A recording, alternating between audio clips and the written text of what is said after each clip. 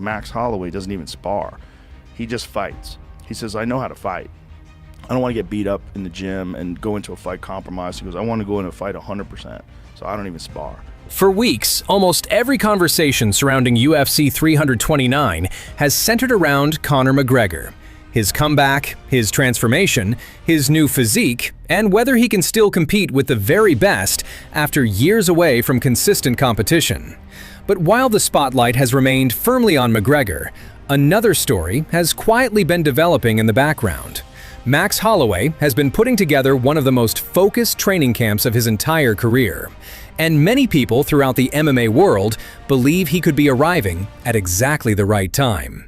People are going to go crazy for the return of Conor McGregor because he's a giant personality. But don't expect the same thing. How could you just can't. He hasn't fought in 5 years, That's right? exactly it. It's been 5 years. But that's the problem. It might be more. Because they're going to all expect that. I think it is a little over 5. It's almost 6, I think. It might be 6 at the time of the fight. It might be. I think it's 5. I think it's 5 right now. Are we expecting to see a Conor that looked like Nate this last fight? Or are we expecting to see a better Conor than someone that looked like Nate? Because Nate did not look good.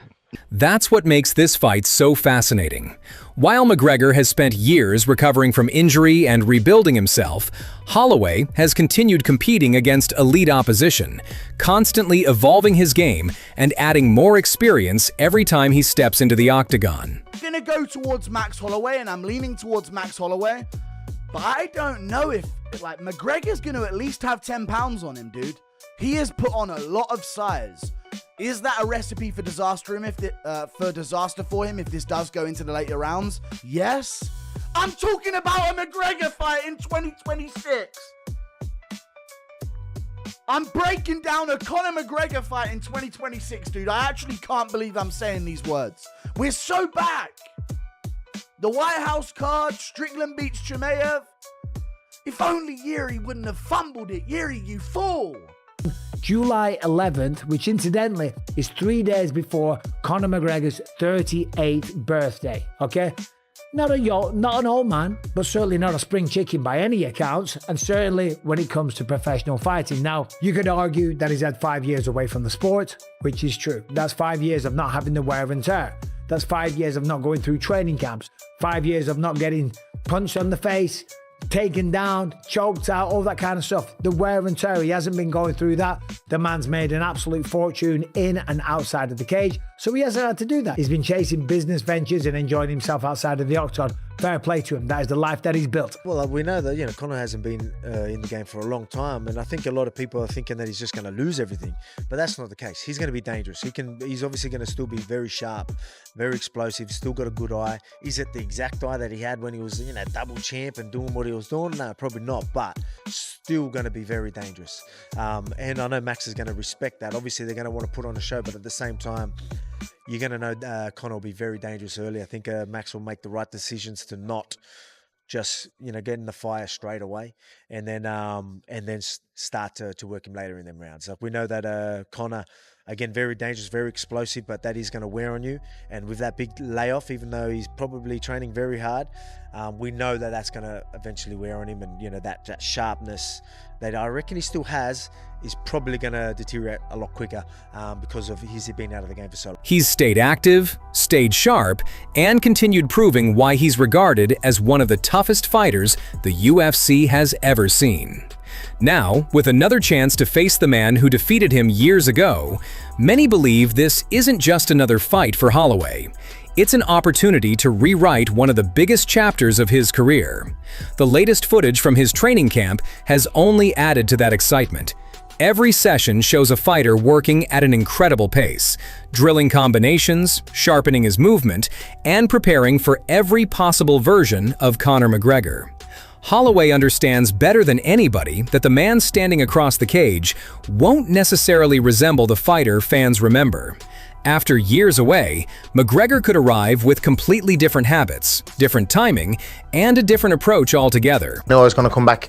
I learned a lesson in that lapse in concentration in the camp in preparation that I have since adjusted, and that's why I think I'm only warming up here in this game. I really believe I'm only warming up.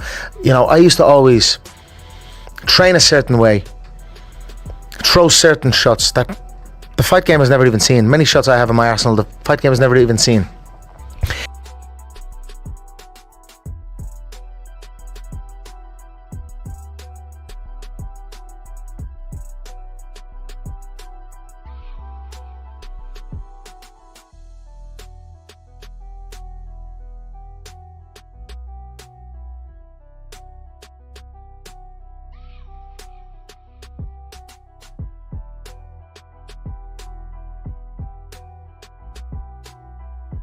That's one of the biggest challenges facing Holloway's coaching team, because preparing for someone with so little recent competition footage is never straightforward. Ironically, the opposite is true for McGregor.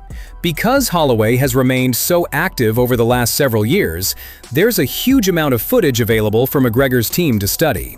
They know exactly how Holloway likes to pressure opponents, how he builds combinations, and how he gradually increases the pace as fights progress.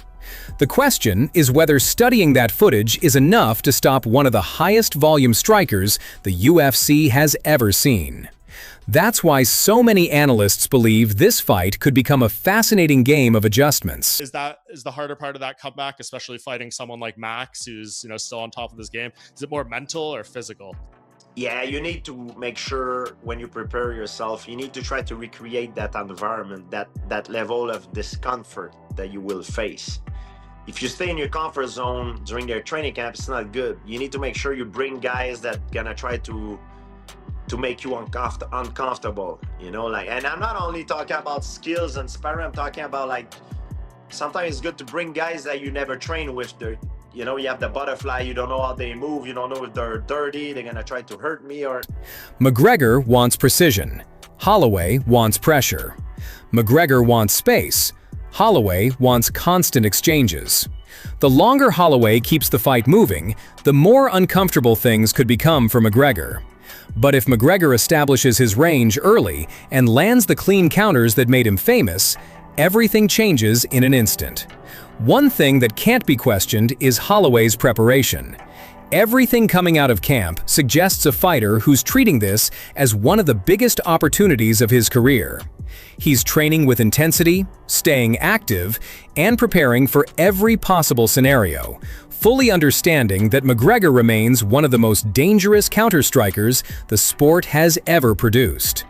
That's exactly why predictions remain completely divided.